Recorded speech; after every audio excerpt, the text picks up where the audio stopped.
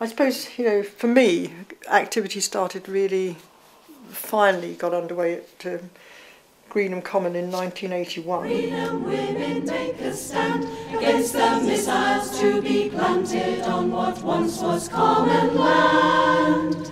Close the gates is the cry, we'll be silent no more. You get caught up in what you're doing and it changes the course of your life and you become a different person. It was the first time that I acted completely on my own as an adult individual without being a wife, a mother, all of those things. This was me as one individual facing my government in open protest. We were very upset about the idea of having nuclear weapons based in this country that the British government would have no control over, that we thought we'd have to sort of take a leaf out of the suffragettes book. So 4 of us decided that we would chain ourselves to the fence when we got there.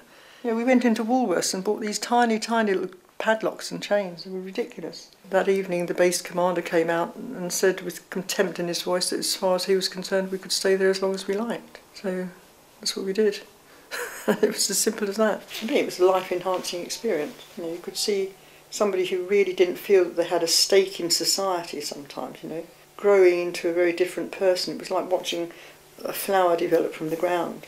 The way the transformation occurred in some women's lives, it was incredible. As from this point onwards, I became very vocal in opposition and discovered that my voice was as important as anybody else's, really. If you could go back to your time at Greenham, would you have it again? Yes, but yeah, I would. Of course, with the proviso that if I could go back to do it all again, I could go back and do it slightly differently.